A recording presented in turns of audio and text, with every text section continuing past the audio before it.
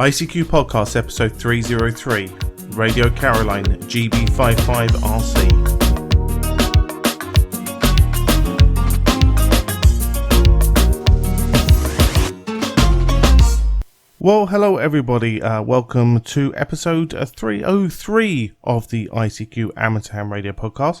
Supported in this episode by listener Joe Ferguson, Whiskey 4, Juliet Foxtrot, along with our monthly and annual subscription donors.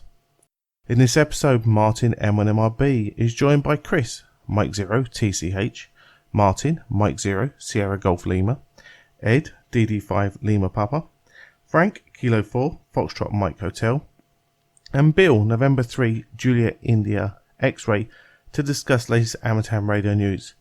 Myself, Colin M6BOY, rounds up the news in brief, and this episode's feature is the GB55RC activation on board Radio Caroline that Ed visited at the start of August. Well, to keep the show advert free, so you don't get sold match seeds, pills, domain names and meat boxes, and God knows what else that you hear around on podcasts, our monthly annual subscription donors along this episode with Joe Ferguson, Whiskey 4, Juliet Foxtrot, donate to keep the show advert free.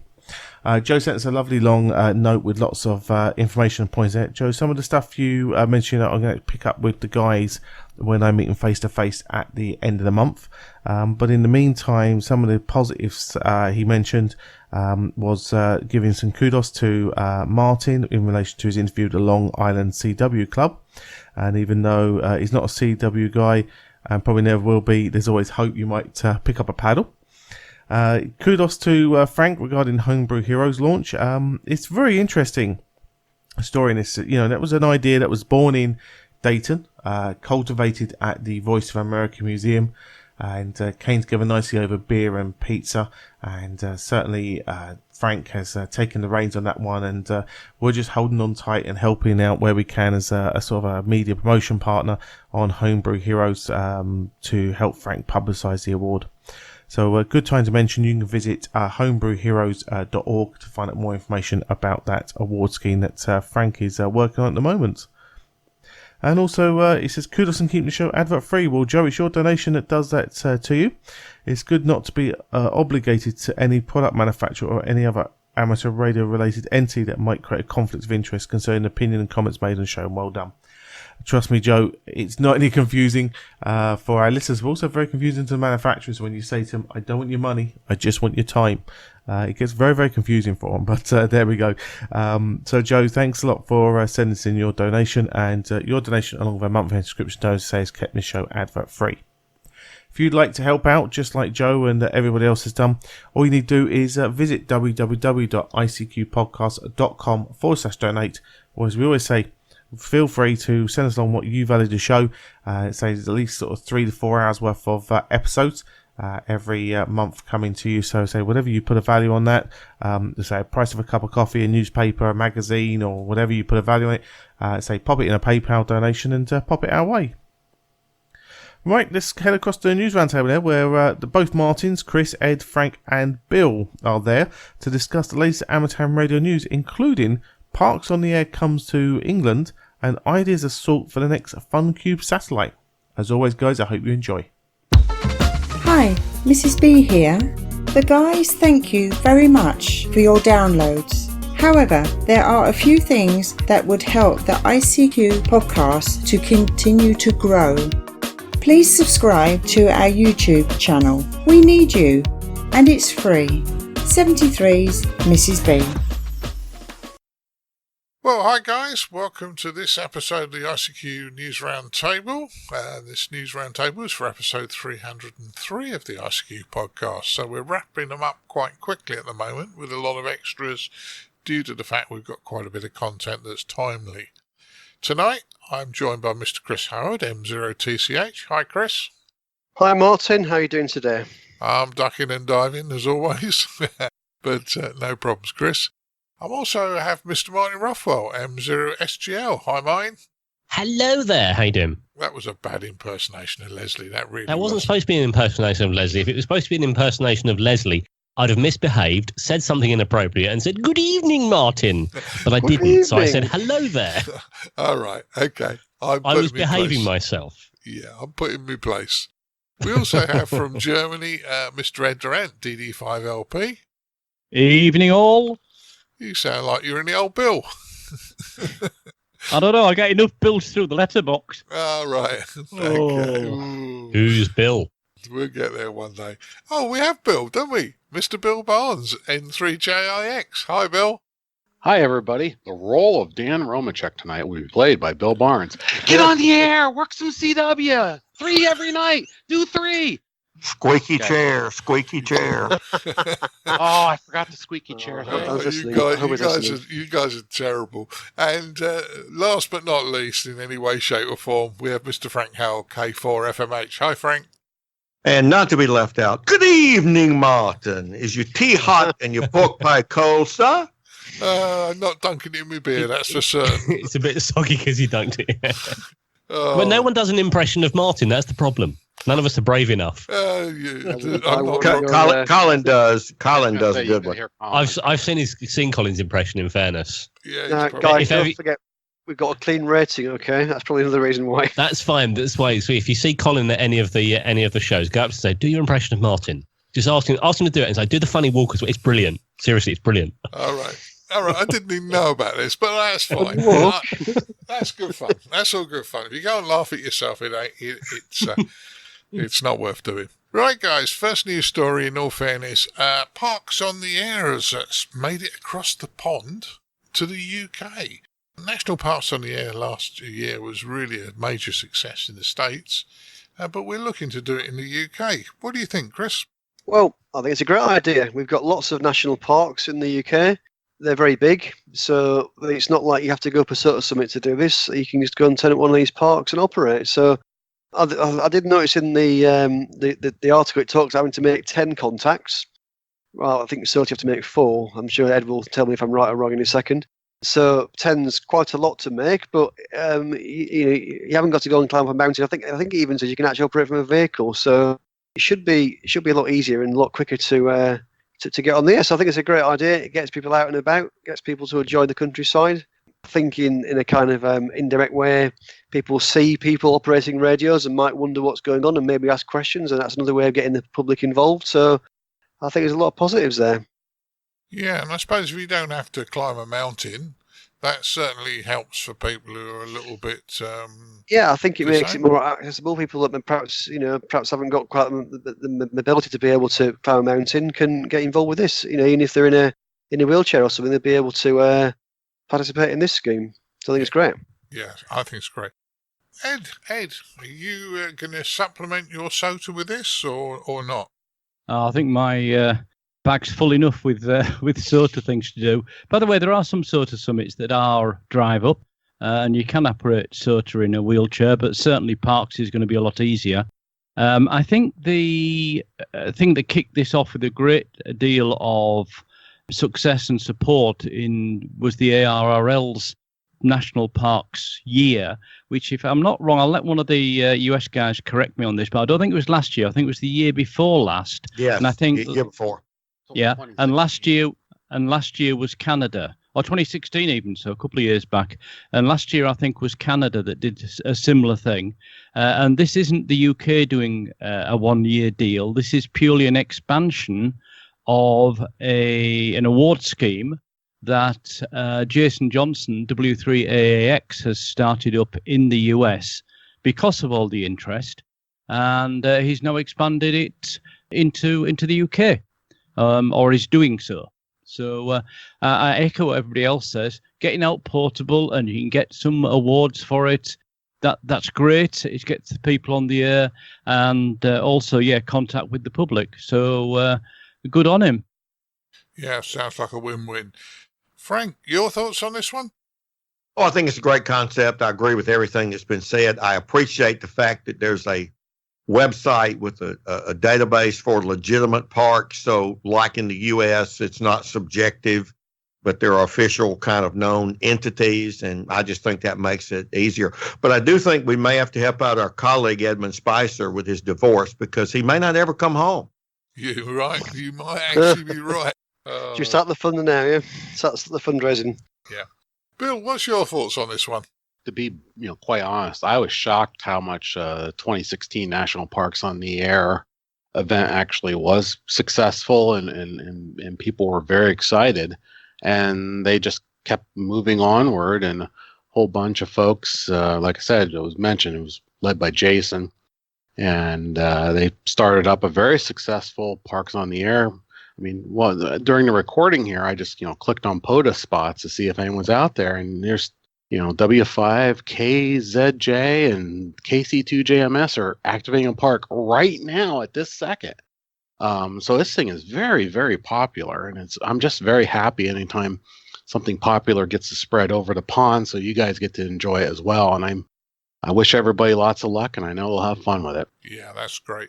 Now, mine. Yeah, on that note, there's one about 25 miles southwest of my location active right now. So there you go. Yeah, sounds good. So mine, you work very hard. I know you do. And all the bits and pieces. If they have any parks in London, are you going to nip out at lunchtime and go on here? We've got a little park there around the corner. I don't know if it's a park. It's a little square, but it is surrounded by quite tall buildings. I mean, I work in the city, and there's a lot of tall buildings around me. So whether I get a signal, I don't know. Did manage to hit XP with a handheld, though, from there. It's doing against some multipath of the building, but it works. So you never know, maybe. I was going to say, I've been on the air in a park in the UK. I set up a radio station in a park with a UHF OB link and did a whole show from a park once. That was a bit of fun. But people love special events, taking part, working them. Why not? If it promotes activity on the bands, it's a win-win for me. But just hopefully people don't get too much pushback from local councils if they're setting up antennas or anything like that, because you know what some councils can be like. Yeah, but it is, in fairness, let's be honest. If you're setting up in a park, it's a temporary structure. Oh, of course, yeah. So by the time anybody turns up officially and having a complaint, you're well gone. And it's But guys, we're not talking about your local park, the council set up. We're talking about national parks. These are very large areas of land that cover, hundreds of square miles. Maybe not hundreds of square miles, but tens of square miles. They're not like your local park where you got the swings and what have you. Help us Yanks a little bit. What you got this official areas of outstanding natural beauty. Yes. Explain that to folks over on this side. Do you not have areas of outstanding national beauty? I've never been. Well, it depends. It depends on where you go. I mean, but you have some designated ones. I think we should get Frank to come to the UK and we'll drive you around a few and you can make your own assessments. Yeah. But they are just really, really green, picturesque, rolling hills, that sort of stuff. They are really, really beautiful to look at sometimes. Yeah. But they're officially labeled as such. So they're very modest, Yeah, you've literally got building regulations where you can't build, it's farmland or it's a forest or something like that. Sort of thing, yeah. So we're protecting the environment. So examples of national parks are things like the Peak District, Snowdonia, Cairngorms, North Yorkshire Moors, yeah. That's right. Brecon Beacons, yeah. These are large areas, so we're not talking about your park. Yeah, we're not talking about the local park down where you go and play on the swings. These are national. Park. Yeah, again, not a national. It's not a national. No, I don't think it is. No, correct. So that's like a local park. These are areas of the country which are naturally, beautiful, I suppose, some way for it. But or a nature reserve. The comical part is I can't pronounce half of these. Lincolnshire Wolds. Lincolnshire, yeah. Yeah, I'll have to show you the sign. Pack sign or something. But Birmingham, you're not far off with Birmingham. Birmingham. Well, he's Birmingham, Alabama, isn't he? So he's Birmingham's over in the world, yeah. Yeah, at the risk of being cheeky, aluminium. Oh, here we go. Don't start. And don't forget to take your vitamins. Indeed, thank you. Well done. I'm going to stop you before we all get into trouble, guys. We will. Look, Martin, come on, this is your fault. You put us all on together. You can't blame anyone else but yourself. That's true. This is the back seat of the bus. Well, the naughty boys. It is your fault. Yeah. Now, hang on a minute. You know the rules. What are you saying about naughty toddlers? You've put us all together. Now, hang on. You know the rules. The rules apply as in Newark. Yeah, we can't pick on Colin because he's not here to defend himself. Well, he can. Otherwise, anything else goes. Yeah, it's Colin's fault. We've lost Bill. And don't forget, you change your own nappies. That'd be silly. Anyway, moving on before we get into lots of trouble here. world's first FT8 contact on 122 gigahertz. I'm not What's that, worthy. 2 millimeters? Oh, I don't know, Martin. Do you want to go first? I had a go, and I reckon it was about 2 millimeters. I might be wrong, but I sort of doing the math. It's about 2 millimeters. I mean, what's the limit for a voice call on 122 gigahertz? I mean, that's impressive if you can get a line of sight that way in the first place. But wow, I know if FT8 is an impressive mode, but to be able to do that on 122, wow. I mean, I'd like to see the size of the dish they were using to do that and the equivalent ERP, but impressive. Yes, certainly was. Certainly was. Bill, when we first started, you said you didn't think you were worthy anymore of FT8. Yeah, no kidding. Yeah, these guys, just to fill people in here, Roland Lang, VK4FB, and Stefan. Oh boy, I'm going to mess your last name up. Okay, thank you. VK4CSD, world's first FT8 contact on 122 gigahertz. August 11th, 92.08 kilometers. 92 kilometers! Earlier in the summer, they did a sideband contact on the same band, 69.6 kilometers. That answers your question about how far they got on voice. They do have a small video out here, and at the very end of the video, they show you that it basically looks like re-engineered DBS dishes that they used to make the contact, but still, that's just, phenomenal. Just phenomenal distance. Unbelievable. Yeah, which is one of the things which makes our hobby still fresh, that there are people doing interesting things. Ed, your thoughts? I think most things have actually been covered. It's not unusual for the guys in Australia to do a lot of microwave stuff. They seem to be quite interested in that. Maybe it's the fact that they've got, flat land in certain areas. But no, there's a lot of microwave records are actually held by people in Australia, worldwide records. 122 gigahertz, though. I mean, that's just way up there. It's good that they've managed it. And the previous sideband record was like 59 kilometers. So they're going up.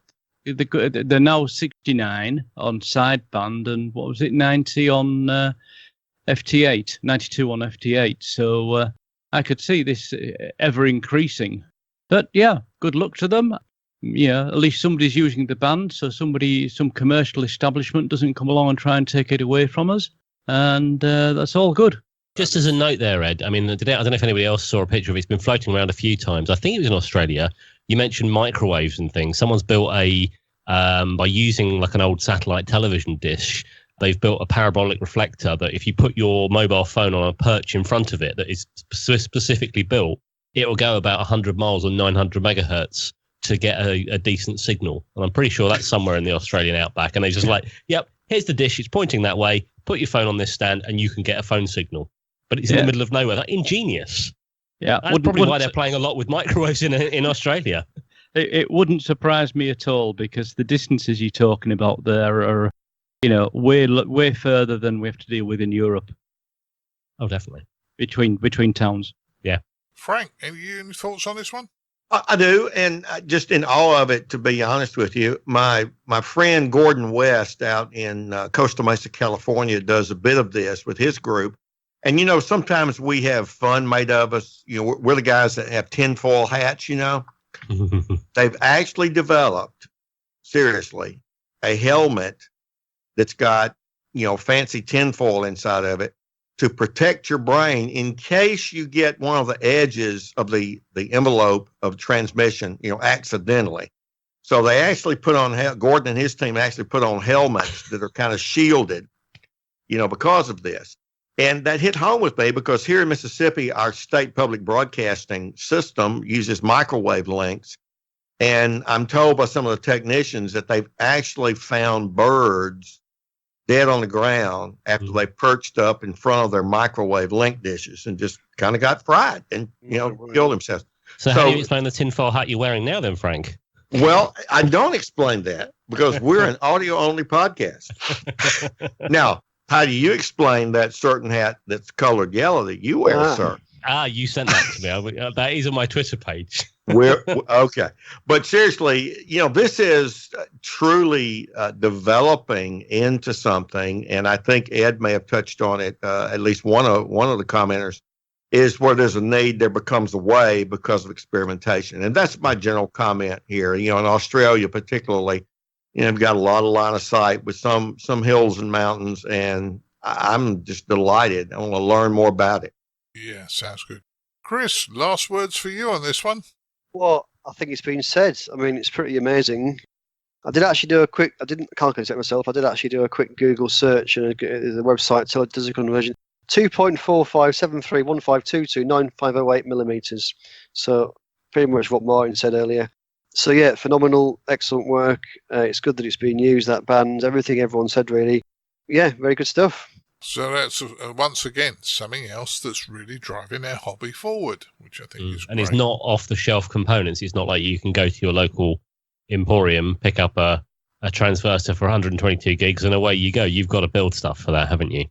Pretty much. Or you've got to design it, build it, everything. You can't even buy a kit, can you? You've got to start from scratch, haven't you, with this sort of thing? Really pioneering stuff. Yeah. Moving on. This one, we did have a little bit of discussion on it, and this is an education process that I've left this news story in for. VRT, which withdraws its slur against amateur radio, or radio amateurs. And it says here that the Belgian-Flemish broadcaster VRT falsely said that amateur radio were responsible for transmissions and all these bits and pieces that could interfere with dashboards on cars. But the most important thing was, it said, and I would have taken exception on this, the burglars are most likely to be radio amateurs. Hang on. That was a real, somebody not understanding.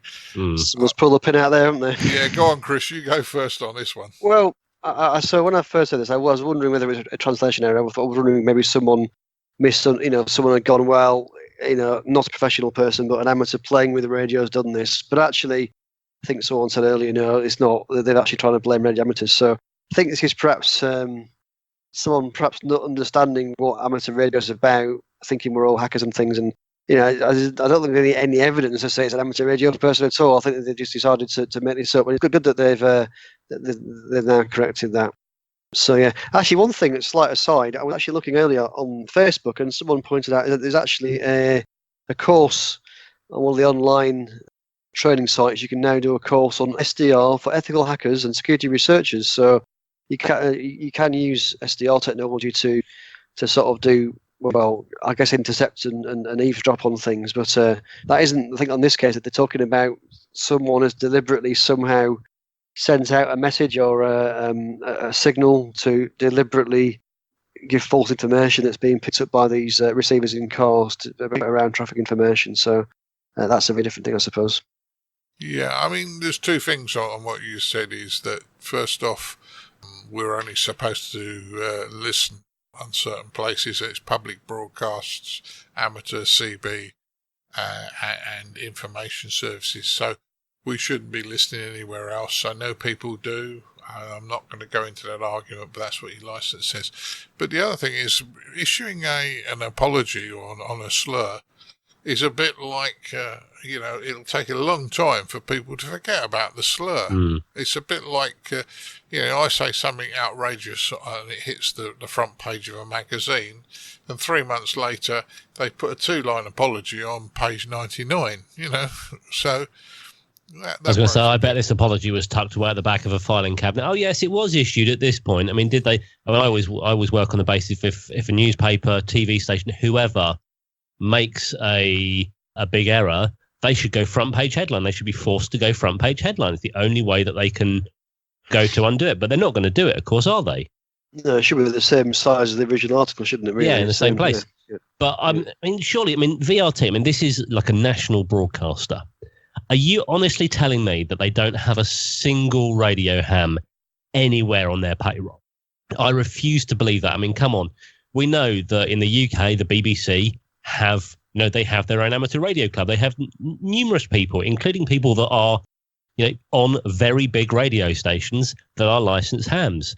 I know there are people in ITV, exactly the same thing. I dare say there are other broadcasters as well.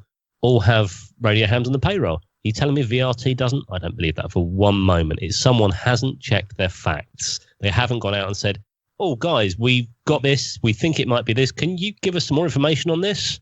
No, someone needs a slap for that. Certainly do, Martin, certainly do. Frank, your thoughts on this one? Yeah, a little bit. And having been a news director in radio when I was 20 years old, and I didn't know what I was doing, but I went ahead and did it well. You can make mistakes like this without meaning to. And I'm not covering for that. I totally agree with what was just said about them having someone in-house that would know. If you're familiar with the DEF CON IT hacker-ish conference that's held, they've always had a few people who might have been licensed as hams, but who also tinkered with the ISM band and would do hacking, because a lot of computing involves RF, Bluetooth, Wi-Fi, etc. So to me, how I react to it is that label by VRT got used because in truth, the perpetrators were probably the DEF CON type folks who fool with RF.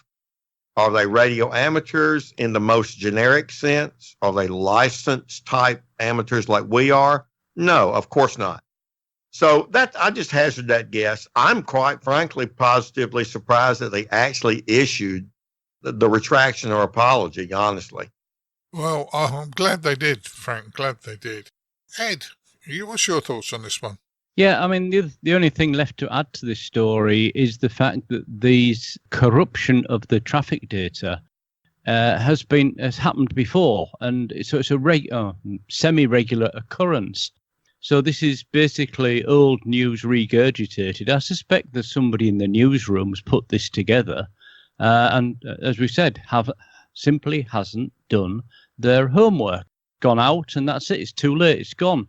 But I also agree with Frank that it could very well be that the meaning from that person writing the story was somebody that's not a professional radio engineer has done this.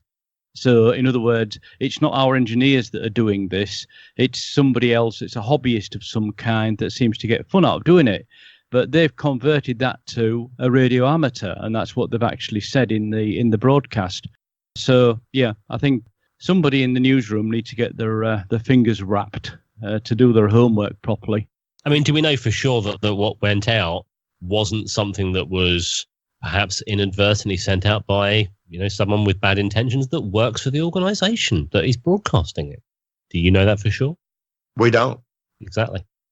Yeah, we don't have the back door, but the fact that they put out a correction to the story fairly quickly hopefully means that they've realized that somebody's stuffed up, basically.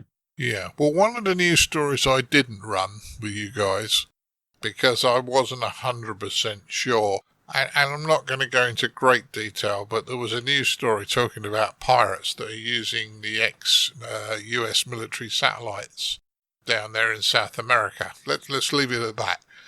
But I couldn't prove it. Guy showed a YouTube video. Now, I don't speak the language that was being used in the video, so I had no way of knowing whether they were pirates or not. So, we on the ICQ, we might get it wrong, but we do try and look at the things logically.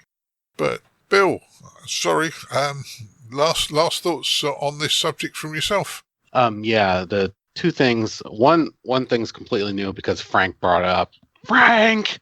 Anyway, right off the bat, the Belgian National Amateur Radio Society, UBA, was quick to respond. Way to go, guys. That's what I like to hear. I like to hear it when the national societies are on top of things. And that's why you should be a member of your national society. Exactly. Yes. Oh, you took my punchline away. Oh, sorry. Oh, man. Oh, God. Have an edit point then. Give it back, Chris. We're an audio show, so you don't see the item that I have in front of my webcam here. Look at that. Frank, Beautiful. this is I can justify he is holding an item in front of his webcam. Yes, He is. it is my black badge I won from DEF CON 13 for the Worldwide War Drive. So What did you have to hack to do that? Was it traffic data? Explain war driving. Yeah. So war driving when I did it versus now, was basically proving how insecure Wi-Fi actually is, and also proving that people don't actually configure their networks appropriately to segregate wireless traffic from LAN traffic. So, case in point is one of the challenges was we had to get into a SQL server that we were found a Wi-Fi access point hooked to the network. Black badge. Took a lot of time. But that was then. This is now. Smitty Halibut. Oh, I just forgot it's called. He was just on the Ham Radio Workbench. Yeah. He was mentioning that there's a whole community now. I always call this stuff from higher ed birds of a feather session. They have a whole village now that's just amateur radio, ham radio operators get together at DEF CON and they do projects. They build stuff. They develop stuff. They play around. They talk. They have their own little mini conference inside the bigger conference. So I'm always hesitant to like, DEF CON is not as scary as anyone really says. It's just they're willing to present topics that no other conference will touch. And it always boils down into, I always call it 2 bucket. Here's a vendor that's selling you junk. Here's a vendor that built junk. And then they just show you things you can do to either make it broken or make it fixed. So it's kind of different than all the other security conferences I've gone to over the years. So it's very interesting, and that's a complete another, we could actually probably do a feature at some point on some of that stuff because there's a lot of stuff that goes on at DEF CON. It's a very, very packed couple days out there in Vegas every August. And the call sign KR6ZY, I believe. Google tells me. Thank you. Yeah, so lots of interesting stuff on that one, and I'm sure we could have gone on for a long time on that one, but interestingly. Next news story, BBC increases Kashmir service on shortwave. Now, Ed, we were talking about this on the last podcast, and about how shortwave stations are shutting down because, the costs, but now the BBC have upped their game on this one, haven't they, Ed? Yeah, I mean, it's thank goodness they still had the shortwave stations around broadcasting into Kashmir. When India cut off the telephone system and the internet system into the Indian part of Kashmir, or the India-controlled part of Kashmir, the only news getting through, and it is trusted by that part of the world, was coming in from BBC World Service. So they've actually extended the length of some of their programs. They've put it on other frequencies. So they've reacted to the political situation using shortwave broadcast radio to make sure that news is getting into these people who have been otherwise cut off from the internet, therefore can't get their news that way. So it just echoes what we were discussing in the last show, or in 301 show, saying, it's all right moving everything over to the internet and saying you don't need these expensive transmitter sites. But what happens when the internet's not there for one reason or another, be it political, be it technical, or be it a natural disaster? You do need your option B, which is your shortwave broadcasting. You certainly do. Frank, your thoughts on this one? Well, Ed, I think in maybe episode 300, we kind of had a parallel discussion about that. My argument is that while technically commercial shortwave broadcasting has declined, the need for content hasn't. And I think these scenarios like Kashmir and Jammu, and we mentioned in the rehearsal, China, North Korea, and you can kind of go on, where they get suppression through firewalls, DNS server suppression, things like that within particular regions, that radio, kind of is the way to get through it. And I think the BBC is showing that again. It's, here in the States, Voice of America's declined tremendously. And it'll be interesting to see where some of the commercial shortwave broadcasters, they're now paying the bills through religious programming, but it will be interesting to see if they figure out what content people want to hear, they'll find their way to it. It's a lot cheaper to buy a fairly inexpensive portable shortwave radio than it is to subscribe to satellite radio, for example. So anyway, just a thought there. I was glad to see BBC take the leadership on this. Yeah, so was I, Frank, and I think it all went well. Mine, you're a broadcaster. Your thoughts? I mean, if they shut down media, then part of me wonders how long it'll be before, they obviously don't want these signals to get in there. How long will it be before someone tries to jam the signals? That's what concerns me. I mean, there's videos online of jamming stations, say, between North and South Korea. The North Koreans are jamming the signals coming from South Korea. I wonder if, that might be a problem to worry about in the future. But the other question I have to ask, how many people have shortwave radios? Maybe out there it's more a common thing for people to have, but are they readily available? Would these people necessarily know to look on shortwave? I mean, we all go to FM, AM radio, whatever, satellite if you've got it, cable, that sort of stuff. But in the event that they aren't working, who's, I must get the old shortwave out. I'm told that TechSun puts out 10,000 units a day of shortwave receivers. Now, where they put them, I don't know, but that's what I'm told.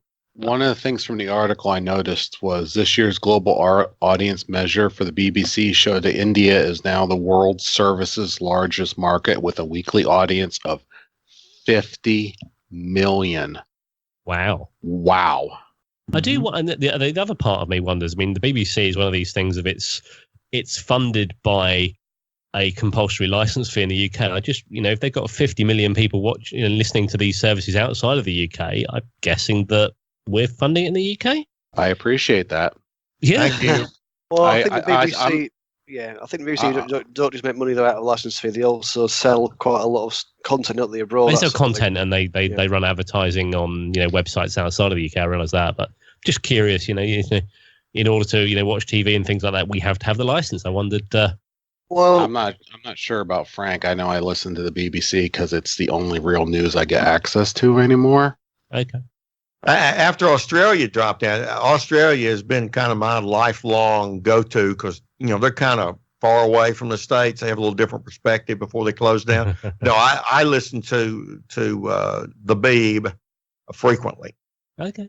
On that point, though, Frank, we did have a story on ICQ podcast probably about 6 months ago where I believe the government have said that the ABC have to restart transmissions now in Australia. The shortwave broadcast. I haven't taken the transmitters down. I haven't heard anything else since, but the last I heard was that movement has stalled, but I'm pulling for it. Yeah, and there are actually some commercial guys doing shortwave transmissions as well now out of Queensland, and he's just gone into shortwave, but the actual ABC transmitters, you're right, Martin. I don't know if they've actually physically demolish them, and that's going to be an expensive thing to bring back. Well, guys, you've all chipped in, so that's good, and I think it does show the importance of shortwave radios. And if you are in a situation where you've not got strong internet, the shortwave radio becomes far more vital. And as Frank said, and I'd heard that number, massive number, Texon churn out something like 10,000 radios a day for sale. So various parts of the world will be buying shortwave radios because that's the only way they can keep in touch with what's going on at the moment. The internet, great if you live in the UK, great if you live in the States and other countries where you've got a massive infrastructure. But if it's very hard to tell what you've been listening to on that little transistor portable versus your internet browser cache. Yeah. Yep, certainly is, yeah. Yeah. So at the end of the day, I think it's great that the BBC have ramped up, and it does prove a need for shortwave broadcast stations. Moving on, ideas sought for the next FUNcube satellite. FUNcube 1 has been up in orbit over 6 years now, which is absolutely phenomenal for a 10 centimetre cube. And the team are now asking for suggestions on what would be a good thing to put into FUNcube 2, experiments and bits and pieces. And I think it's nice that they've just asked the community. What's your thoughts on this one, Ed? Yeah, I mean, first of all, amazed that the FUNcube 1 CubeSat is still functioning after 6 years in orbit. That's doing pretty well. It's compliments to the people who designed and built that. Yeah, I think it's great that they're asking. I guess related to that, if they have people send in suggestions, they also then have the right to say, well, actually, to do this, we're going to need some money, guys. So, how about coughing up a few pounds? Quite rightly so. I mean, they're asking here, do you want it to be a 2U or a 3U? And what will decide that really is if you can get some other university or some universities to take up space on the satellite, they can pay towards the cost of the launch and the building of the satellite and everything else. So, going for a larger box, they can get more subletting involved. They also talk about, do you want it to be LEO, so low Earth orbit, or MEO, medium Earth orbit? Well, they missed out the hard one there, which of course is geostationary. And I personally think it'd be great if they could actually get a geostationary satellite up over the Atlantic that would allow access to it from both the Americas and Europe. I know AMSAT US are looking at something like that, but it would also be quite nice if the FUNcube guys got there first, just for the heck of it. But that's extremely expensive because you've got to have a partner that's putting up a geostationary satellite, like a TV satellite or something, before you're going to get the costs covered to get something up that high. Yeah, what amateur radio payloads, what research payloads do you want, and can you please send them in? And they want them in fairly quickly because they've actually got a conference or a colloquium, as they call it, on Sunday the 13th of October. So they want all the suggestions in so it can be discussed at that meeting. Great that they're asking people. Person doing this is a person who put this request out is Dave, G4DPZ. So well done, Dave, if you're listening. Good luck to you. And yeah, let's look forward to some new ideas coming in from everybody that hears it to get FUNcube 2 or whatever it'll be called up there serving the education and the amateur radio. Bill, have you used the FUNcube satellite at all? Actually, no. I've had plenty of time, apparently. I haven't gotten to it yet, but that's it's one of the things that's nice that they are asking for suggestions. Because exactly what Ed was talking about, you can email your ideas to funcube-next, NEXT, at funcube.org.uk. And I really doubt a 2U or 3U CubeSat could sit in a geostationary, because they're not going to get it up that high to begin with, and it's not going to have enough room for the things you need to keep it in orbit in a relatively stable location. But medium, orbiting, 2 or 3U satellite, where you have these huge passes where this thing's available for a while, that's pretty neat. That'd be pretty neat. Because that's the thing with right now at the low Earth orbits, you get on a good day, you get like a 10 to 15 minute pass. You got a little bit longer pass window by being up medium orbit. That could be really fun. Agree with you. The orbits are the passes are quite quick in low Earth orbit. So, Chris, any thoughts on this one?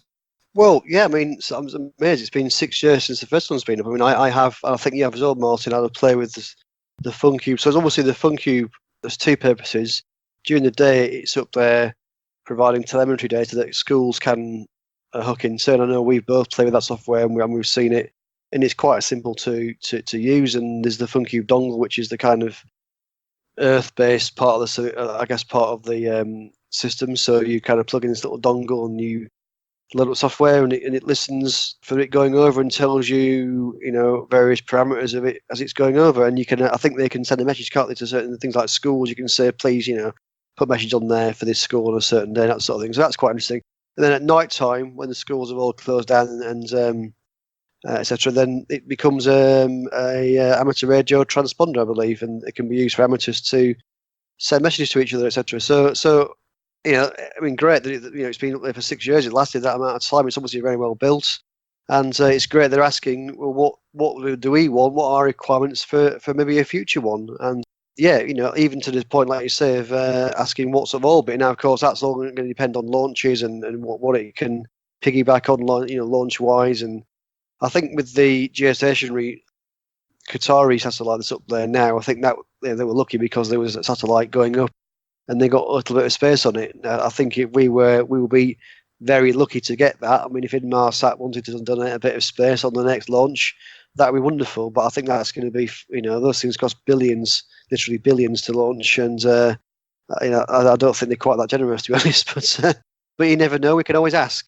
But no, I thought, I think it's been a really successful project, and I hope it's successful, and I hope that people do put their ideas forward, and it sounds like the guys are responsive to ideas, so that's really good. Yeah, I agree with you. And you're right, the FUNcube dongle was my first play with satellites, and it allowed me to download the data telemetry, which was quite fun. I probably enjoyed that as much as anything else. The FUNcube dongle was only a receiver, but it was certainly worth having a good play. Mine, have you played with any of this? I've not, but I'm always curious about these things, and it's I almost feel I've missed out. Chris mentioned in Moss. I've done some work there a couple of times actually. In one of their event spaces, I should have a word with the guy, shouldn't I? Hey, can you stick this up? No, they're not going to do that. But I've never played with the existing one. I really should have a go with it. What would I like to see on one going forward? I don't know, a live webcam. I think that'd be fun. Something that took pictures and just of what it can see in space, and sent it down almost as SSTV. I know that some original satellites used to have there was a couple of satellites that had cameras on years and years ago that you could connect up to online, but I think they were just very, very low res. I doubt they were live. Something like that I think would be a bit of fun. But other than that, what else would I like to say? I don't know. I don't know enough about what the existing one does to comment, but I do feel I've missed out on it. Yeah.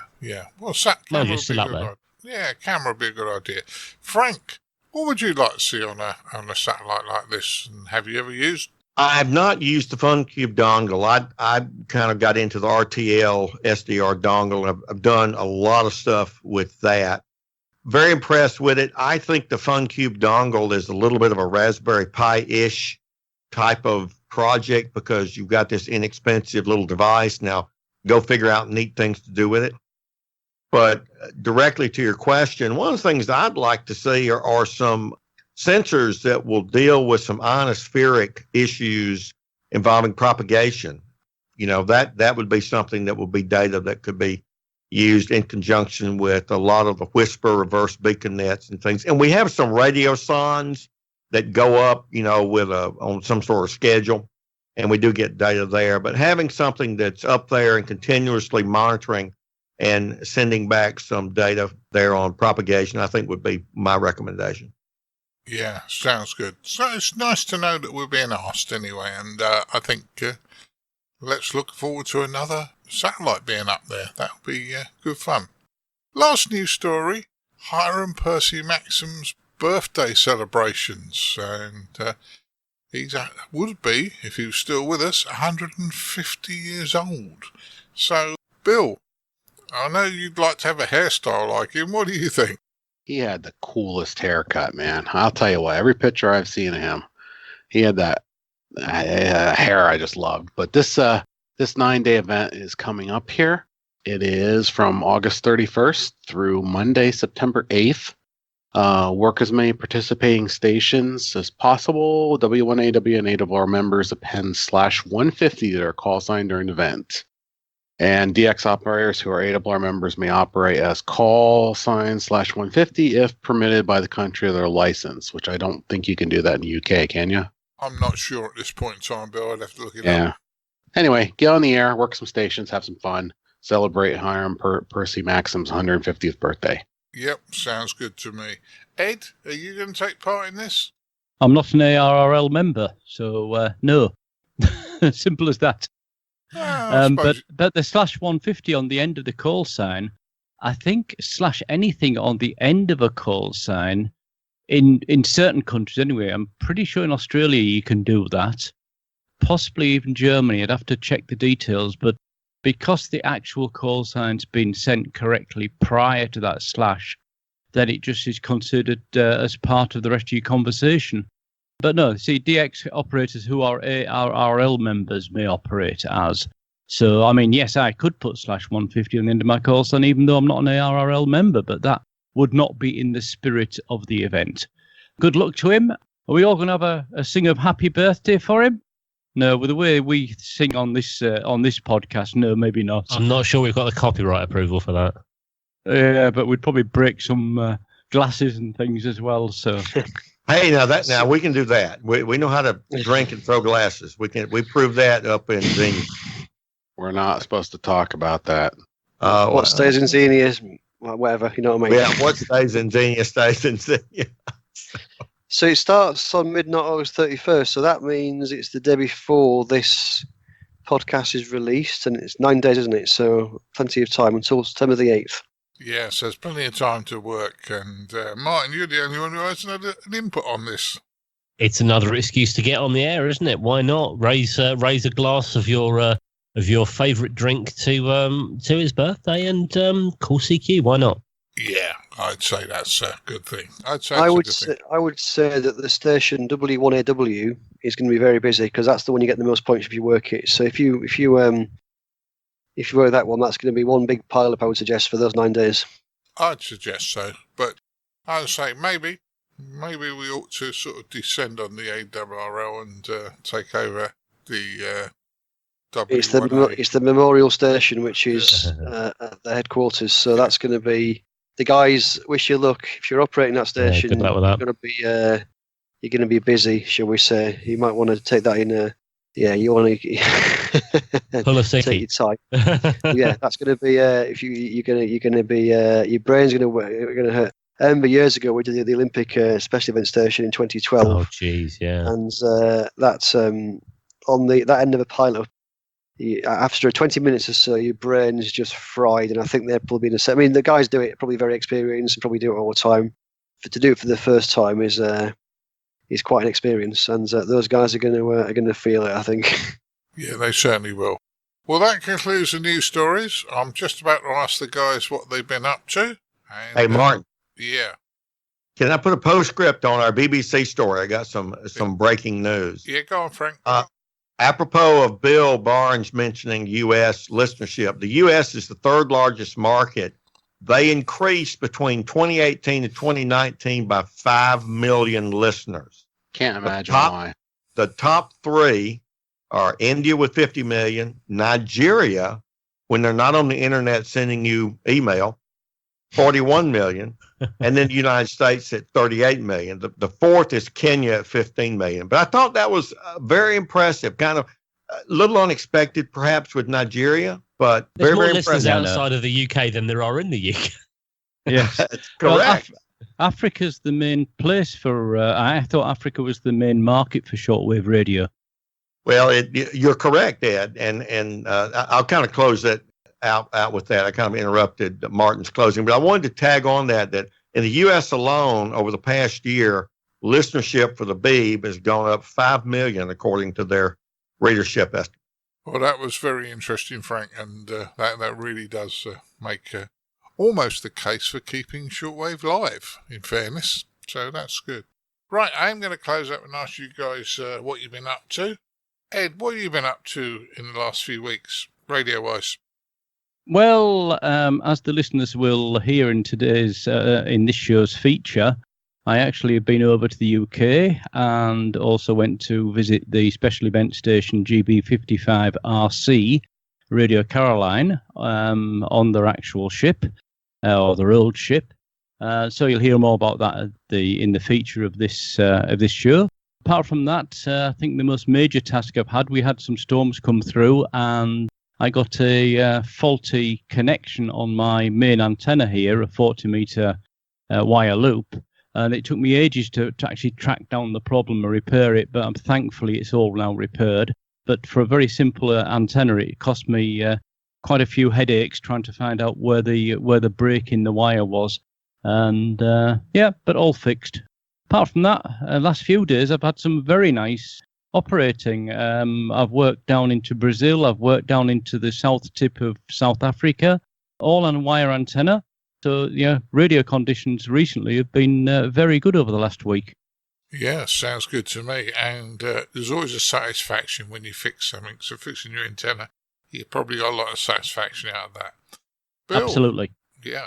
Bill, well, before you go and pick your cherubs up, what have you been up to? Quite a few things since the last time I was on. I had a failed soda activation. Ed knows you run into these every once in a while. So bunch of us hiked up the Whiskey 3 Papa Whiskey 61, which is the closest soda summit to the first house I owned, actually. I used to live 2 or 3 miles from the summit, actually. I only got one station on sideband. You need 4. So, no, that was a valid activation, Bill. 1 contact is a valid activation. You just don't get the points for it until you get 4. Yeah. I don't get the bonus points for it. So, or any points. Yeah. But anyway. Yes. It just means those happen. I get to go do it again, is what it means, because it was almost a drive up. Still had a good hike. Bugs were less than expected. I went up with Mark NK8Q, who is pretty popular on the soda cluster because he's goes out quite a bit. Mark, who I forgot his call sign already, and Mike N3LI. We met up after work the one night and just hiked up to the top of the hill and into extreme amounts of RF to the point where the cell phone didn't work because it was desensed. But HF was okay. I did chase and work a few soda stations on CW. So people might recall I took the CW level 1 course, CW Ops level 1 course earlier in the year. So I keep slowly plugging away, trying to get better at Morse. I had to slow down for both of these guys. I just, turned the speed down and then I was able to copy once they slowed down to what I was sending. I did work Echo 44 Whiskey Echo Palestine on FT8 the other week, T-Stupid 8. I also worked Charlie Yankee 9 Charlie, St. Paul's Island off Nova Scotia, Canada on 40 CW. Another, a de-expedition ad was actually running about 12 to 13 words per minute, so that was well appreciated. And as anyone has dealt with shack computers and Windows and upgrades, I finally bit the bullet and upgraded to Windows 10 in the shack. Woohoo! Oh, anyway. Can you give us an update on that? Everything works. I just had to, jiggle the handle quite a bit. That was a joke. I was using the Soda laptop for quite a few days, but I did get everything eventually to work and Smart SDR installed and all my RIDI stuff reinstalled with the Smart SDR DACs and that kind of stuff. So now I'm using Windows 10 as well as Linux Mint in the shack. So that's all I've been up to since the last time I've been on. That's enough, Bill. That's enough. You've been fairly busy, as I say. I think we've all been pretty busy this episode. Martin, what have you been up to? Well, like Bill, I've trying to upgrade the computer. I keep getting this Windows update 1903, but it keeps failing. And it was the same reason I wasn't on the podcast last time round, because it tried to install it just randomly and shut myself down. Still failing. And all the fixes on Microsoft website and on the forums aren't working. So I don't quite know what's going to happen there. Otherwise, what else have we been doing? Fusion, of course, playing with that quite a lot. A fair amount of D-Star as well, and 4 meters. I had a couple of contacts on HF the other day. I forget. I was only a couple. I forget exactly where they were to. I don't have the log in front of me, but the bands were open, and I just replied to a couple of calls, had a couple of chats. One into Germany, and I forget where the other one was, but nice to speak to a couple of people on there. I had a couple of contacts on Zello as well. When I'm walking into work, I have about 15-20 minutes before I get onto the bus. So I quite often have my my little Zello radio in my bag. So a couple of chats on the network radio channels, also on CQ UK, and also, and shock horror, I've had a couple of contacts on DMR as well. But I'll let you talk about that, Martin, because I don't want to steal your thunder. But I've had a couple of successful contacts on DMR, which surprised me. Well, I'm glad you have some enjoyment there, mate. But no, it's your win. Your win on the DMR. Let's be honest about it. Frank, what have you been up to radio-wise since we last spoke to you? Building, both building actual stuff and building organizationally. The building stuff is working with Tom AE5I and Thomas N5WDG, a couple of RF engineers here locally, designing some bench tests for a new inexpensive vector network analyzer that's come on the market and grabbing people by the horns, Nano VNA. So we've got a little test suite we're about got done, penciled up, so we'll test that against everything from a slightly more expensive box from SDR Kits over your way in England, all the way up to a Roden Schwartz VNA. So we'll see how it goes. It's getting a lot of play out there in the hey, let's see what's cheap and from China and seems to work these days. That's one thing. Second thing is trying to finish off that 112 amp hour battery box. Got wireless power monitoring, from your operating position. You can tell before your battery goes down below the discharge. Got one more little port to put on, get that one finished, and see if I can still pick it up from the weight. It's going to push about 90 pounds. So then on the organization building, of course, been still working on Homebrew Heroes. Got another vendor, MFJ's donating a 2-port vector analyzer to whoever our recipient is. And also been continuing to work with Riley Hollingsworth on the ARL volunteer monitor program, doing some things there to help get that implemented with Riley, and very impressed working with him. Dan and I had a little friendly wager as to who they'd hire for that. I kind of guessed Riley, and I think Dan sort of agreed, and that's how it worked out. And I've been very impressed in working with him. He's former FCC Enforcement Bureau staff member for amateur radio. And so that's been just a real pleasure working with him. So building one thing or another. Yeah, sounds good. Sounds good. So that you've been very, very busy. Chris, I always leave you to last because often you and I do a lot of things that are very similar, and I don't want to sort of cross over with you. Well, sort of, kind of. So we've both been once again to HMS Belfast. So the usual sort of things we're doing there. Won't go over that again. I've done a little bit of operating HF, not huge amounts, just now and again from the shack. Been quite busy doing some kind of organisation stuff. So we've got the SSB field day coming up in a couple of weekends' time. So preparing for that. I'm kind of project managing that for the club. So there's quite a bit to do for that. We've also got a foundation training course coming up in October. So I'm kind of managing that. And there are some places left. If anybody of our listeners are in the South London area, want to get on a foundation course, please get in touch and we can see if we can fit you in. Website is scrs.org.uk. Have a look on there. We've got a training link there. You can email us and see if we've got a space for you. We're also thinking about doing the 4-meter contest. It's a practical wireless contest in September, which we haven't done before. But we have got a mast up at the scout hall that we use, which we haven't really been using very much of. And we've also got a 4-meter aerial, and I've got my new ICOM IC 7300, which does 4 meters. So we're thinking, well, let's actually put those things together and actually do the contest. So we're thinking about that. If we can get the hole, that is, if the scouts aren't using it, we might see if we can actually enter that contest, which should be fun. I've also a little play with DMR, although not a huge amount. Still trying to figure it out, but I think getting closer now to figuring it out.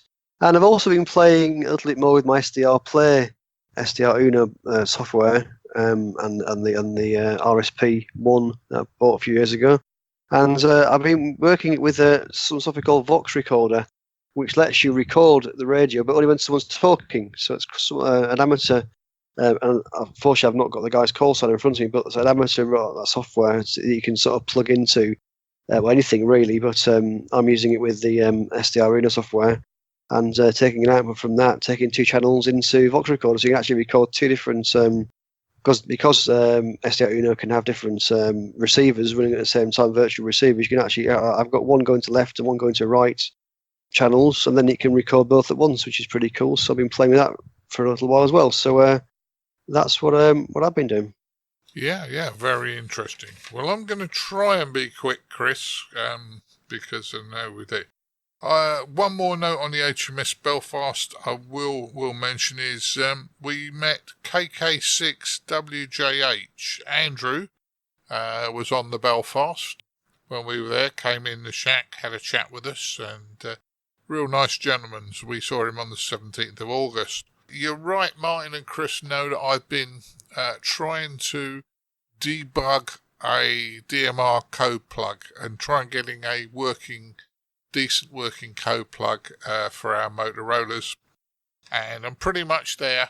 Chris had an earlier version. Martin's just had the latest one, and I'm going to give you, Chris, the up-to-date code plug for mine later when I see you on Monday. So that was good. On the DMR front, Adrian M0GLJ sent me an MMDVM board which plugs onto a Raspberry Pi and said, hey, stop messing around with what you were doing. Get yourself a hotspot. And this is the hotspot board. Here you go. Send it to me. Got my hotspot up and running. And that's then got me on the Brandmeisters network as well as the Phoenix network, because all of my local repeaters around here are on the Phoenix network, but I'm able to connect to Brandmeister repeaters as well. Had a few contacts on DMR. F4VRX, Malcolm, who's an expat in France, was listening into my conversation with the next gentleman I'm going to mention, and suddenly came back to me and said, you wouldn't be M1MRB of the ICQ podcast, would you? And I went guilty as charged. And he gave some nice words about all of you and his enjoyment of the podcast. So that was good. I was chatting to Peter G8CVF, and he wanted to know what the podcast was all about, so it made potentially one more listener. I also worked an interesting gentleman that you all know. I set a hotspot up to connect to Ann Arbor, and we worked a certain KB6NU, Mr. Dan Romacek. So I got had a quick chat with Dan by DMR. Sorry, could you do more on DMR? So I didn't realise you could do that. Well, there you go. Dan does a bit of voice as well. Yeah, I did also program in the Mississippi group, Frank, as well, just in case you were around. But I didn't hear you. Moving on very quickly, because I've got a lot here. I've been fixing all sorts of bits and pieces. I've been playing with my SDR Play, and thanks to Frank, who sent me a switch box, an aerial switch box. Most appreciated, Frank. That's now very welcome. Yeah, that's now connected with my SDR Play, and making my SDR Play a big pan adapter on my Kenwood TS590S. So that works very well. Did have some RF problems in the shack, in that it kept disabling USB ports, and I went round, put loads of ferrites on, stripped the shack out, rewired it, tidied the wiring up, and put lots of ferrites everywhere. That problem's solved, so that was good. Done a lot of operating, both DMR and Fusion over the last couple of weeks, so I've been pretty busy. We've done an extra podcast last week, and I believe there's another one to go out next week, because Colin's got a lot of material at the moment. I reactivated my SOTA account, Chris. My 2005 SOTA account has been reactivated, so I can now do SOTA again. Very good. Yeah, and I also went around to Martin's, where we started playing with DMR, obviously, from what Martin was saying, but we also tested the generator for field day, so the generator's working, so we're okay up with that. And one last thing, just before I came on the air, you'd know him, but when we were at the RSGB convention last year, we met up with an old friend of mine from years ago who I used to work with called Elliot, and he took his foundation and intermediate at the convention. He's just emailed me, Chris, to say he's now M0MEZ. He's just passed his full license, so congrats on that. Congratulations, yeah. So you forgot one thing, Martin. I probably forgot lots of things, Frank. What did I forget? Well, you forget that you appeared in the current issue of Radio User magazine with the editor. No, he's the editor of Practical Wireless, and I don't recall. Well, you're in Radio User, so they're crossing over. So it's a big picture. I put it on the Facebook. Just want to call you out on that. You're getting the big time here, mate. No. Well, it was quite interesting because, as Chris knows, I'm not particularly grown up, and yep. And Don and I were having a little bit of a giggle at the rally, and we got snapped having a giggle, which is fine. You know, I like Don a lot. So very good coverage for the podcast, though. They mentioned that in the byline. So yeah, I got a slap from Colin for not wearing an orange T-shirt, but I said to him at that particular time I wasn't there as a podcast member. You were not on duty, so to speak. No, not on duty. So you're never off duty, Martin. That's the point. You're always on duty as a broadcaster. Always on duty. Is it? Yeah. So forget having a shirt then. Should I just get tattooed in orange? That's an idea, Yeah. actually. Yeah. Not just you though. Yeah. Be careful with your soldering iron. Oh, don't. Frank probably isn't aware of this. I've wrecked one of my shirts already. Ah, Yeah, got it with a soldering iron. I came home from doing something with Colin. Was in a hurry to do something. I was out with Martin the following day, putting an aerial on the roof, and I was putting a connector on a cable, and I hadn't changed my shirt, which I should have done, and I dropped the soldering iron, and it caught the front of my shirt. Fortunately, it didn't burn me, but it burnt a big hole in the shirt. So suggestion is don't solder in an ICQ t-shirt. They're very rare, I understand. Very hard to get hold of. They are. Yeah. They are.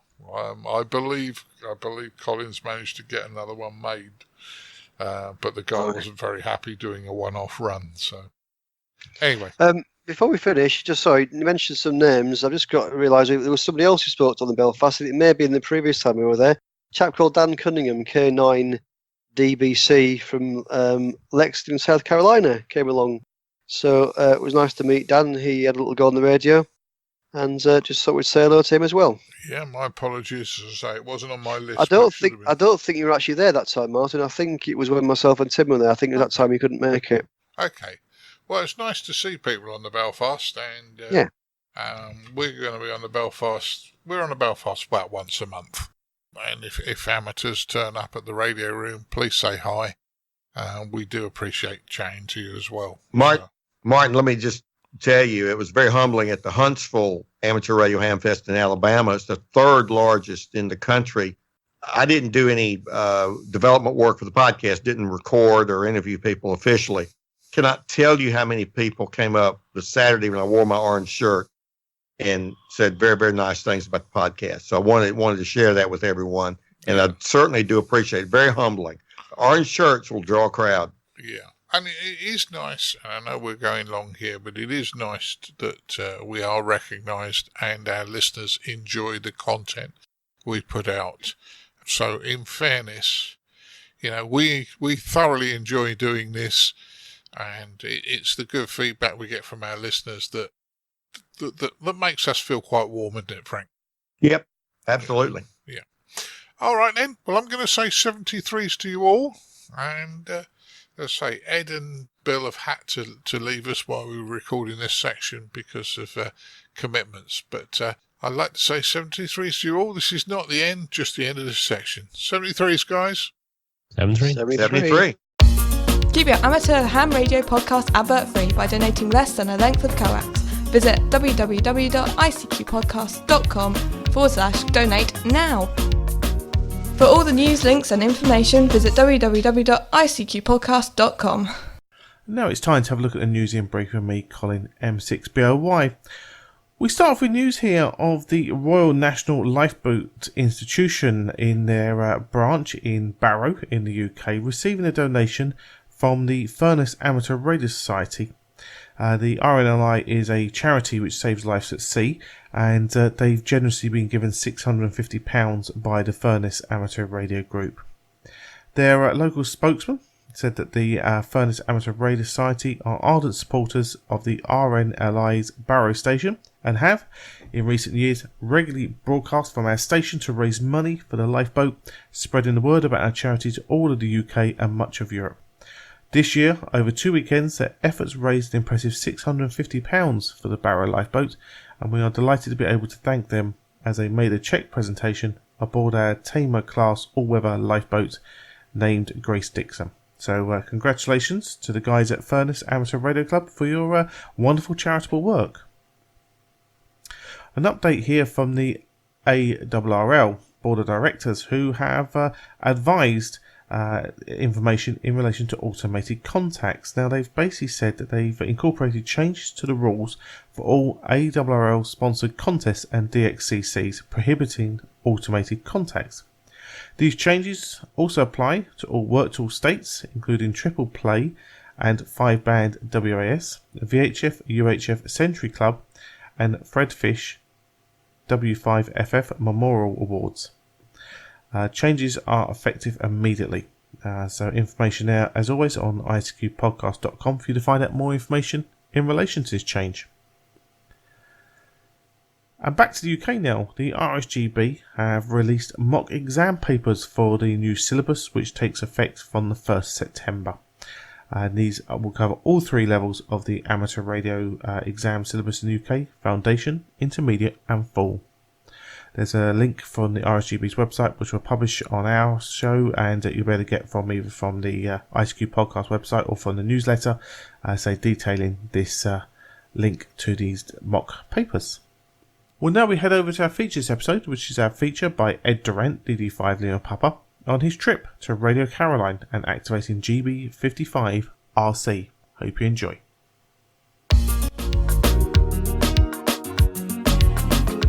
And now what you've all been waiting for, this episode's feature from the ICQ podcast.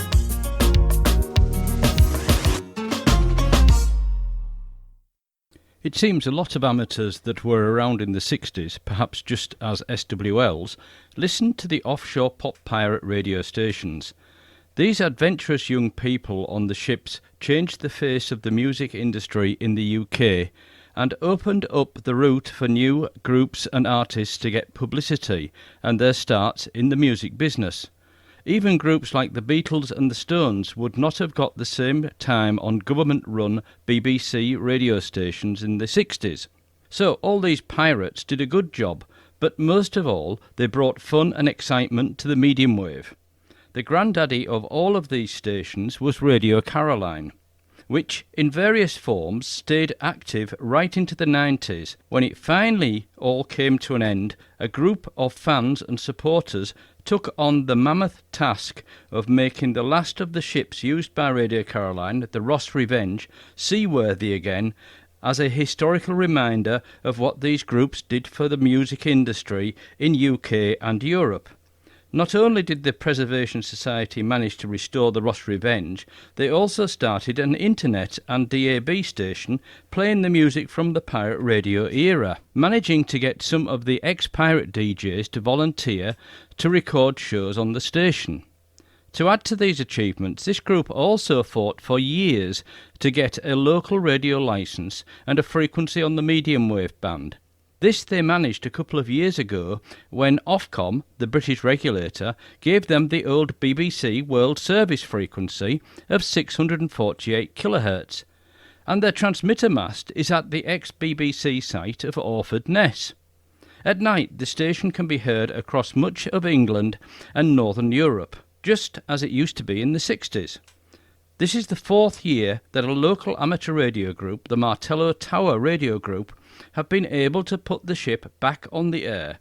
This year, 55 years after Radio Caroline started operation in 1964, a very special call sign has been issued by Ofcom, GB55RC, GB55 Radio Caroline. When I heard there were to be trips around the ship while GB55RC was operating, I had to go. A childhood dream to be on board a pirate radio ship plus an amateur radio event at the same time. Here's what happened for me on August the 3rd, 2019. Here at West Mersey, waiting for the small boat to take us out to the Ross Revenge, and I've actually met up with a couple of amateurs. We've got Paul, Golf 1 Hotel, November Hotel. And Martin, Golf 3 Zulu, Quebec United. We're just sitting in the cafe having a look around, waiting till the tender arrives. But I believe you're both actually from the East Anglia area. Would that be a correct assumption? And how did you hear about this trip out to Radio Caroline and, of course, GB55RC? To Martin first. Okay, I heard about this trip. I'm a member of the Norfolk Amateur Radio Club up in Norwich, and their weekly newsletter had a letter in it from Keith, G6NHU, publicising the trip, and luckily I was able to get a space, and here we are. I was originally from Norwich, although I now live over the border in Suffolk, in very close to Stowmarket. Basically, my interest is in Radio Caroline in a way, so I always followed Radio Caroline over the years, and when Martin said about the trip, we thought, well, right, let's go for it. Both hobbies in one sort of trip, you know. So that was how it sort of developed, really, from the two of us. Yeah. Yeah, and for the listeners, we've struck a good day as well, because it's a little bit overcast, but no rain as yet, and looks like it might even get a bit of sunshine. So looks like we're all looking forward to a great trip out there. I don't think any of us have actually been on any of the Radio Caroline boats before, have we? Yes, I can't remember. I think it was Tilbury Docks, when it was in Tilbury Docks. I went on board then, obviously when it was moored up and in quite a bad state at that time. So it'll be good to see what it's like now with all the work that's been done. Yeah, definitely. Okay, Martin, have you been on board before? Not on board the Radio Caroline ship, no, but many years ago when Radio London done their RSL from off of Walton, we did go on that and have a look around. Okay, so it's interesting how amateur radio, probably, to be honest, in our generation, we can say, seems to be a definite in the UK an interest of radio amateurs in the commercial broadcasting from pirate radio stations back in the 60s, 70s, in the case of Radio Caroline 80s and 90s as well. Okay, well, that's it for this little bit. We're probably going to get ready and slowly walk out to the jetty, and we'll next piece I'll do will probably be on board, unless we bump into somebody else en route. Well, as you can hear in the background, we're on the right boat. Unfortunately, the diesel's quite loud. Anyway.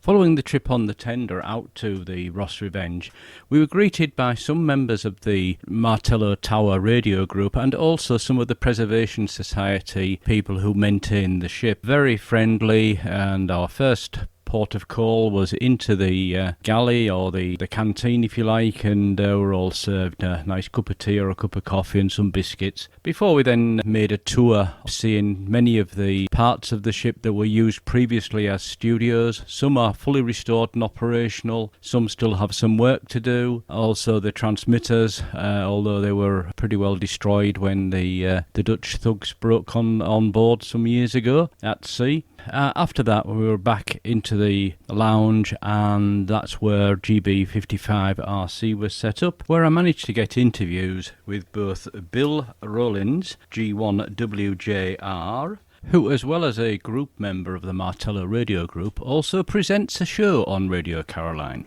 and Tony G0MBA, who is the chairman of the Martello Radio Group. My apologies for the breakthrough on parts of these interviews. We were right next to the operating station, of course, so that was unfortunately a side effect. Okay, I've got the pleasure of being able to talk to Bill G1WJR, and he's actually on the GB55RC station, so I won't delay him too far because they're bagging quite a few contacts. So how's it been going, Bill? Been going exceptionally well. I mean, obviously with the trips we don't tend to, operate all the time when the trips come out, just in case somebody goes near the aerials. But we're up to 1,010 contacts at the moment, and that's pretty good going. How many days? We came on board Thursday evening, but didn't really get going till Friday. Okay. Yeah, that is a good total so far. More on sideband or...? Mostly on sideband, although they are operating D-Star upstairs and also working FT8 over there in the other side of the nest room. I don't know how many contacts he's made on FT8. He probably answer that. How many contacts? 500 or 600 on FT8, so that's quite good. And we've probably got 50 or 60 on D-Star upstairs, plus local 2-meter stuff. Most of the bands have been reasonably noisy or flat. It's not really. We've had one or two into BK, some into Canada, some into the States, but mostly German. I mean, if you're looking down the log at the moment, you see a lot of recently a lot of German stations coming in, and quite a lot of Gulf India stations coming in. It's just how the band is, but it can be, you'll be listening to say a 5 and 9 signal, a really good signal, and suddenly it's just gone. So 40 metres, right? That's on 40 metres, yeah. 20 metres was good earlier on. He was working There's some in Barbados, and so it's been doing pretty well from the ship. Have you had anybody come back to you and say about Radio Caroline that they listened to it or they were even involved with it at some time in the past? I don't think anyone's been involved with it this time, although last time we had 2 or 3 people who were presenters or were DJs in the later days call us. I mean, I do shows for Caroline anyway, so I know most of the people involved with the operation. They're now on medium wave legally on 648 kilohertz, and also monthly on Manx Radio from the Isle of Man. They do a link up from this ship, from the studios upstairs, and they do a link up straight through to Manx Radio for 2 days. So that's quite good, and a lot of people know the story or know of Radio Caroline. Even stations that are abroad, they know. They might not know much about it, but they know the operation of this system. And 55 is 55 years since it started? It came on the air in March, 28th of March, Easter Saturday, 1964, so it's 55 years this year that she's been about. She hasn't been there every single year because there's been times when the boat has sunk or money's run out and various things like that, but it's 55 years ago it all started for Caroline. But of course offshore radio in Europe started back in 1958 with the Scandinavian stations like Radio Nord, Radio Mercure and stations like that. So the story's pretty old now. Yeah, but doesn't make it any less interesting. And yeah, I've just had the pleasure of having a tour around the ship and seen both the new digital studio and the old classic studio. And I know the main studio there, as you said, they use once a month and actually transmit out on Manx Radio, and do they also on 648, I think, as well? Yeah, I can vouch for that. I've been up in North Yorkshire and I've been listening to 648 just on the car radio. So for what's supposed to be a local radio station, Radio Caroline doesn't do bad, but they don't do as good as the amateur radio station distance-wise. Oh, certainly not. No, they don't. But considering 648 is only running you one kilowatts from Orford Ness, which is the old. I mean, you can't moan at it. I mean, it's the old BBC site at Orford Ness. So the illegal pirate Radio Caroline is now using a legal BBC site, or what was a BBC site, so. And an ex-BBC frequency. Exactly, the World Service frequency on 648, so they couldn't have asked for it. They've come out of it very well, got a very good frequency and good coverage, Well, thanks a lot, and good luck with a few more contacts, and I'm going to see if I can get a word with Tony, who was actually busily battling away on 80 metres now, is he, I think? So we'll see how they're doing there. Okay, I'm now with Tony G0MBA, who is, you're actually the president of the Martello Radio Group, I believe. Chairman. Okay, and for me it's the boss anyway, that's all that matters. And you've been working 80RC, and I believe you did some 20 yesterday as well. How's it going with the GB55RC? Yeah, it's very good. Even though the sunspots are quite low, we haven't really noticed because it's been continuous. The station's calling us from Europe, and we're up to over 1,000 voice contacts now since Thursday evening, and we only did a few hours Thursday evening, so really it's only a whole day and a half so far. How does it compare to previous years? The number of people calling is the same. It's as busy, but they're mainly all from Europe. If we went back 5 years ago, it was a selection of the world and his wife, obviously, but because the conditions are much lower, there's still lots and lots of European people want to talk to us. I heard from Bill, though, you had actually, on one of the bands, you've managed a couple of contacts into VK even, so it's little bits and pieces at the right time on the right bands, I guess. Yeah, that was 20 metres yesterday. I thought to myself, I just asked everyone in Europe to stand by and see if anyone else was listening, and we got one Canadian, 2 Australian and a couple of Japanese, so there are the odd ones out and the conditions are there, but very few and far between at the moment. And do you want to give us a quick rundown of the equipment being used? Yeah, both stations are identical. We've got Kenwood TS590s, and they're both feeding the Expert 1 kilowatt amps set to about 400 watts, and we're using the same program on 2 laptops, so both stations look identical, so whichever desk you sit at, you're familiar with the equipment straight away. We've got proper inline filters for each bands and a selection of 2 horizontal dipoles for 40 and 80, and we've got verticals for 15, 17, 20 and 40, so depending on time of day we've got a suitable aerial for the band. Yeah, it's fantastic. And of course, everybody asks the standard question: why are you using the tuning up the mast that's on top of the ship? Unfortunately, because it's for show and it's grounded to the floor and there's no isolators in it. So we would have done if we could, but because it's for show, it won't resonate. Yeah, unfortunate, isn't it? But yeah, I've just, as I said to our listeners before, I've had a nice tour around the ship and learnt a little bit more about the history of the ship. And I think I asked Bill before if he'd had anybody call him that actually had some association with Radio Caroline in the past. I'll ask you the same question. Have you had anybody call on the amateur bands that in the past worked on Radio Caroline or anything? Maybe not worked on, but I would say 19 out of 20 people know someone who's been on it, got a picture of it, listened to it. Their auntie used to sing along with it. So I would say if we've worked 1,000 people, at least 950 or more of the 1,000 are aware of what Radio Caroline is. It's got a phenomenal reach around the world, basically.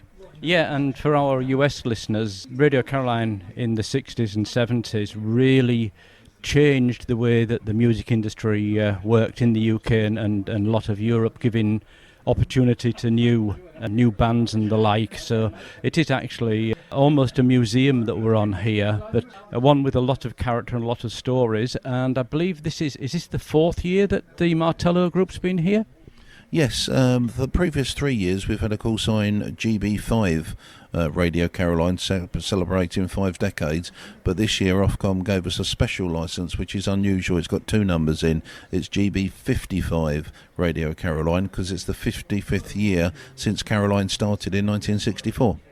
Yeah, that's quite something really, that we're still remembering it and respecting what it's done, and the Martello Group supporting and advertising the ship, I think, is a very good thing. Is the Martello Radio Group, you're sort of known for doing this particular special event, but is the Martello Radio Group like a normal amateur radio club with members, or are you more just special events? We're not a club at all, it's just a group of friends really, and we didn't want to set up a club because over the years I've joined many clubs and you get the arguing and people don't want to do this, that and the other, where we were a small group of friends, so we decided we'd become the Martello Group, and having lots of enthusiasm and ego when we were younger, we've set up many things, so we run repeaters and lots of other services for the local amateurs, but no, we're just a bunch of friends who actually get on and do things. That's great, yes. I had heard that before, but I wanted our listeners to hear it from you as well. Well, thank you very much. I wish you continued success.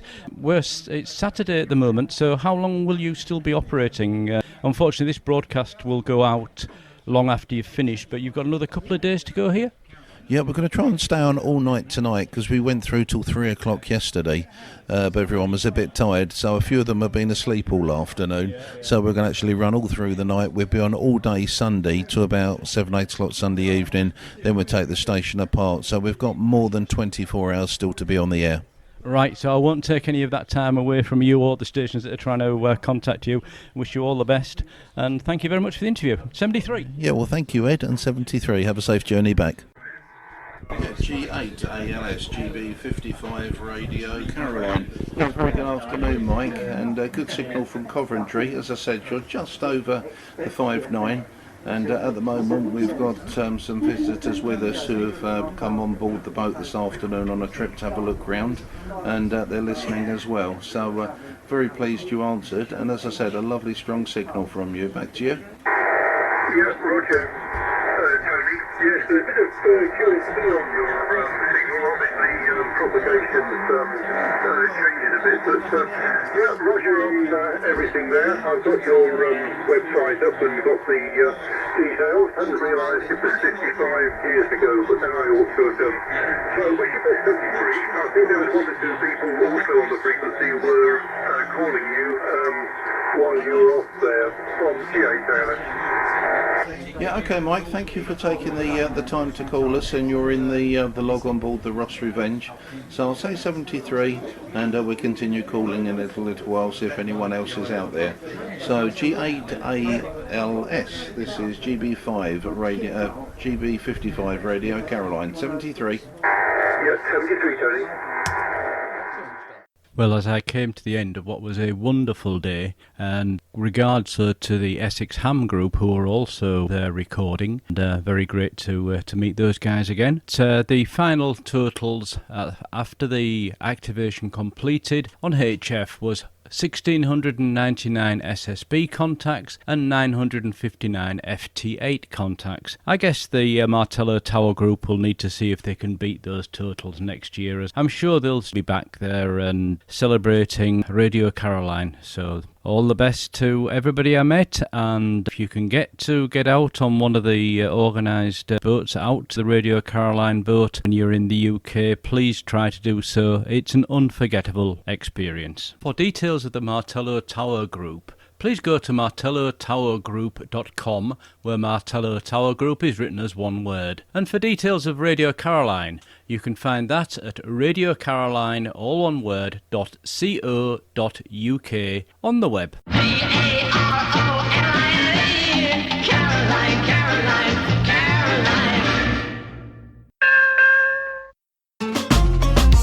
Well, welcome back, everybody, and thank you very much to Ed Durrant, DD5 Lima Papa, for his feature from his visit at Radio Caroline and activating GB55RC. I'd like to thank Ed, along with Chris M0TCH, Martin Rothwell Mike 0 Sierra Golf Lima, Frank K4 Kilo Mike Hotel, and Bill November 3 Juliet India X-Ray for taking part in News Roundtable there with Martin M1MRB as well. Massive thanks as always goes to our donors that keep the episode advert free. Joe Ferguson, Whiskey 4 Juliet Foxtrot, along with our monthly and annual subscription donors. Thank you very much for taking the time to support the show. And as I say, if you'd like to make sure that your ICQ podcast stays advert free, visit www.icqpodcast.com/donate and send what you value the show to us to help us keep us advert free. UK Hamfest is coming up now in just a few weeks, and there'll be an opportunity to post more videos on the YouTube channel. If you haven't subscribed already, please visit youtube.com/ICQ podcast and click on the link from there. Talking about subscribing, if you haven't done so already, the newsletters that we send out between shows can be subscribed to by visiting icqpodcast.com. There's loads of links there to subscribe to those channels there. Well, I think that just about wraps up everything in the meantime. I am planning to heading to UK in a few weeks, where it might be my turn to make Mrs. B a cup of tea, and I'm sure she'll be looking for a biscuit or two. I've certainly promised her a night out as well at UK Hamfest, where she'll be joining us at UK Hamfest with some other members of the team in the UK that'll be joining us there. So, as I say, guys, we'll catch up again all in a fortnight's time, and make sure you've got Hamfest in the UK in your diary. And come along and see your favourite presenters in their lovely orange t-shirts. See you in a fortnight's time, guys. 73s.